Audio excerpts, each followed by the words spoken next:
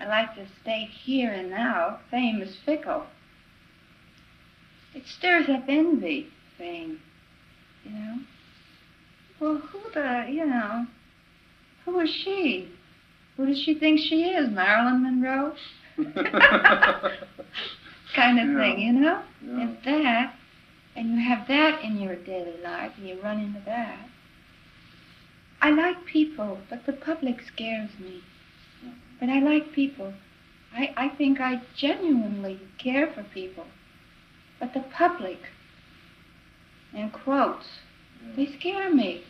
The people, the workers, the people that I don't know, that you can cheer up by just, that they see you and they say hello, and their whole expression changes, you know, and they'll nudge somebody next to them and say, look, you know, and that's the good part of it. No, money is really for what it can be used for, you know, food, clothing, traveling, a home, but I like to live simply. I would like enough to sustain myself on, and those around me who need a little help, but to be a millionaire isn't any ambition of mine. It was never one of my American dreams. No. I always figured if I had a lot of money, I'd give it all to orphans anyway. I'd find a bunch of deserving orphans and set them up for life. Let them become whatever they wanted to become. And then something I'd like to just spout off on, if I may. We are all born sexual creatures, thank God. It's a pity so many people despise and crush this natural gift. It's about the only thing I want to really spout off on. I mean, you know, that really... Because art comes from that real art, everything.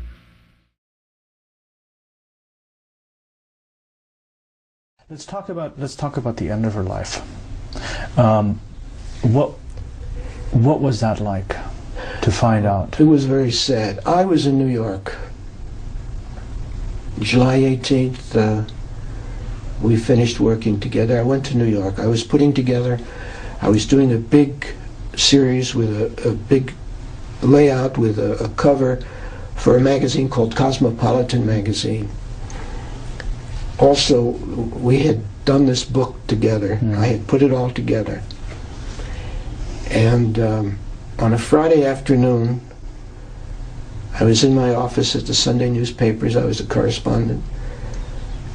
And I get a phone call, and Marilyn Monroe is calling. This is Friday, August 4th, August 3rd, I guess, yeah, and 1962. And she wants to know how things are going. I said, fine, everything looks great, the book, I've got it all together. And she says, I've got to see you, it's very important. I says, I'm trying to put everything together, Marilyn. George, she said, it's very important. There are many things we have to talk about, and there's some things that are very, very shocking that you must know about. You must come out. She sounded very sad.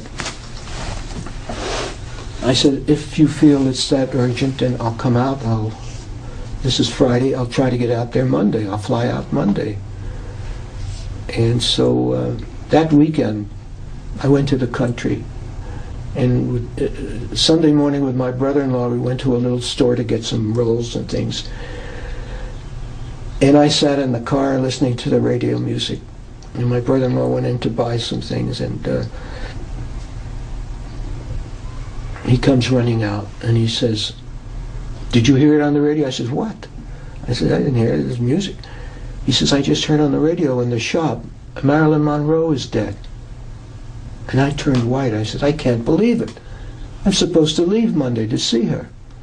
I said, is this a joke? It's not nice to make jokes like that. He says, I swear it's not a joke. So I got in the car and I left. And I went back to New York City to my apartment. It was about 100 miles away. I was living on Sutton Place then, and I get there, and the doorman says to me, there's some press people been asking about you. And he said, I told him you're not here.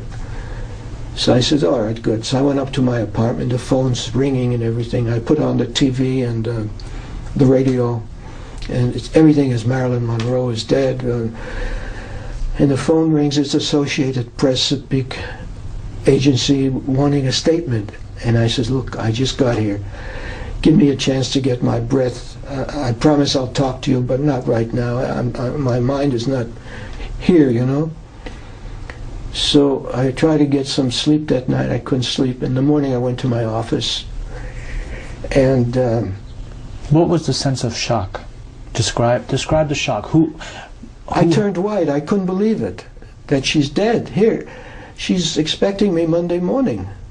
Sometime Monday. I was going to leave Monday. Right. And I can't, well, it can't be. I mean, how could she be dead?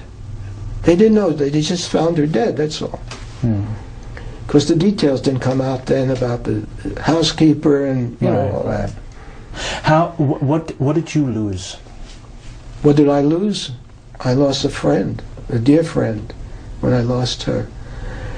And to this day, I still think about her. I loved her. I mean, she was a very sweet person, and she was very kind. And she said, we do this book together, and if anything should ever happen to me, I'm going to count on you, you know, to see that everything is done the way we agreed. And what did the world lose? The world lost a very sweet person that made them happy, that brought joy for a few hours when they went into a dark theater to watch her films. And they lost a very kind person, and a person that loved everybody and had no hatred for anyone. She didn't hate her husbands. She loved them, but the frustration was that she couldn't get them to understand her.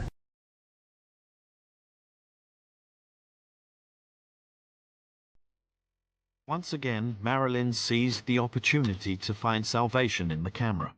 One of her good friends, photographer George Barris, had an idea for a book of intimate photographs telling her own story. She was quite excited about us doing a book together, and she said, now I can tell everything I really want to tell about my life, and we can get rid of all these lies that the press has been saying about me.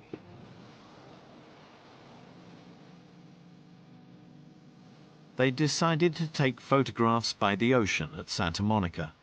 It was a place with special memories for Marilyn and for Norma Jean. She played there when she was a child. Barris planned to keep the shoot simple, with only Marilyn, the beach, and a towel in frame. I said, Marilyn, let's try to use this towel as a prop. Maybe you can dance around it, hold it in front of you. It can be daring, it could be sexy, it could be fun. And we had fun doing it. The towel became a wonderful prop.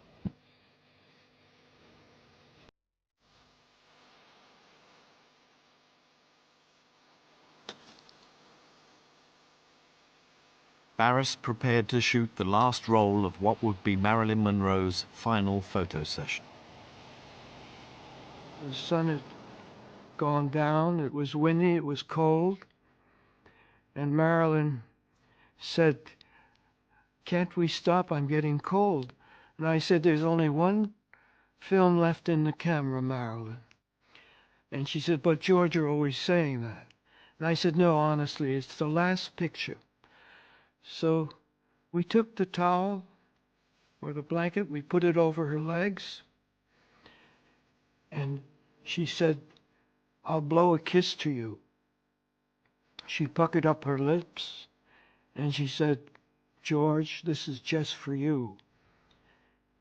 And I'll never forget, that was the last picture we took. When we got up, it was rather chilly on the 13th of July, and we both walked off the beach. And that was the end of our photographic session. All her life, Marilyn had relied on photographers to rescue her from her darkest fears. but nothing could ever rid her of the anxieties that had haunted her since childhood. On the 5th of August 1962, Marilyn was found dead by her housekeeper. The autopsy concluded that she had overdosed on barbiturates. But had Marilyn decided to end it all? At 4 p.m. that final afternoon, she took delivery of the shrubs and trees from Frank's home nurseries that she had spent the previous afternoon selecting. She was in the process of completely refurbishing her new home, the first she'd ever owned after over 40 rented suites and apartments. For Ralph Roberts, Marilyn's longtime masseur, these were not the actions of a woman contemplating suicide. That last weekend, I think she was in better shape than all of those years I'd been around, and she was very excited about having her own house after all. I remember her saying that it's so good laughing again. Ralph had phoned twice that day. At 6 p.m. he called a third time to confirm their arrangements for supper at her house that evening. I called her at 6 o'clock, and Greenson answered. She said, "She's not here." It could have been so easily that she was busy, which I would have accepted. She's not here. It would be easier to believe that she committed suicide, but I don't. I think somebody done her in.